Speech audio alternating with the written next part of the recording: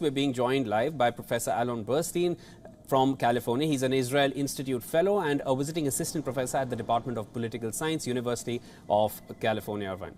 Welcome to the broadcast, Professor. Good morning. Thank you for having me. Professor, let's just start off with this. I just want to quickly go over a few statements which have come in from the US and just want to take your thoughts on that.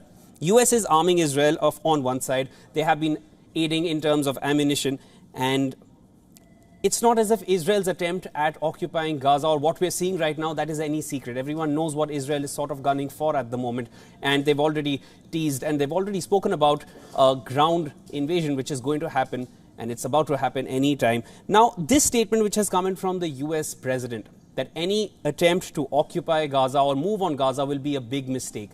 Talk to us about US support to Israel, and do you feel US is backtracking somewhere, seeing the way it has suffered in West Asia, because Saudi Arabia has backed off from any kind of normalization between Saudi Arabia and Israel, which was being brokered by the US?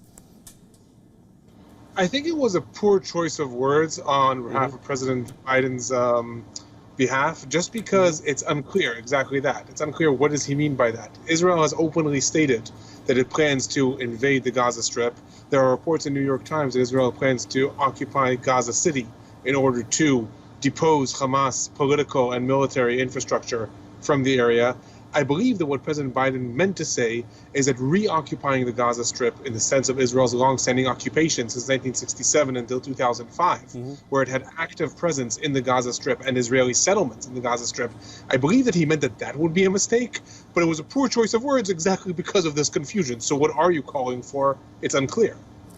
You know, but he didn't mince any words. He said it's a big mistake. He just said those two words, and even if he's gone wrong with that as well, one really needs to wait and see what US is sort of gunning for when it arms Israel on one side, but is also, you know, saying that it'll be a big mistake if they continue using those arms to occupy Gaza, which seems to be what Israel is going for at the moment. I also want to come to you, Professor, on Iran's axis of resistance. Now, a lot of statements have come in from the Iranian foreign minister. He said that their axis of resistance, you know, it will take care. They have non-state actors who are also there in the region. It's probably a reference to Hezbollah and other groups which are there. Talk to us about what a role Iran is playing here in diffusing the situation or increasing it further.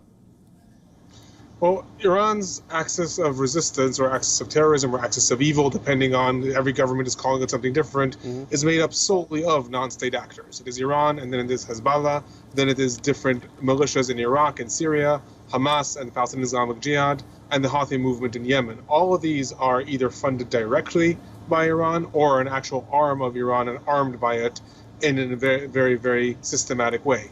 So Iran plays a major role in this. They do not have control of the Hamas movement the same way they do of Hezbollah. They cannot tell Hamas, you must do this or you must not do that. However, they do have control over Hezbollah, and they do have control largely over the Palestinian Islamic Jihad, and they could restrain these organizations if they wanted to. Iran has very little interest in doing that. Iran probably knew about this impending attack that was going to come. There's more and more reports, even though the United States is denying that. More and more reports in Hamas and Hezbollah that Iran knew about this, and Iran is openly threatening that they will activate their organizations and enter into the fray. But it is important to note, Iran itself, for all of its rhetoric, has never once sent a single soldier to fight Israel, never once lost any soldier to fight Israel. They're very good at activating these different organizations to fight Israel, and then Lebanon, Gaza, possibly Yemen, are the lives that are lost in turn. Iran doesn't actually endanger its own people in doing that. That's part of its strategy in the Middle East. Professor, I want to come to this next. Israel's invitation to President Joe Biden. Now, there has been no comment on this from the White House. Do you see this happening? Do you see the US president stepping foot on Israeli soil at this juncture? Honestly, it's hard to say at this point. The entire array of world leaders have come to Israel to express solidarity and support in the wake of Hamas's horrific attack 8 days ago. So the commissioner of the EU, Anthony Blinken, foreign secretaries, everyone is expressing their support. President Biden may want to come to the region not so much to express his support, but more actually to restrain Netanyahu. We have to remember that Israel is coming into this war with the most hawkish right-wing government it ever had. Now, right now, it is true that Benny Gantz and other parties have joined Israel's coalition and may make it a little bit more moderate.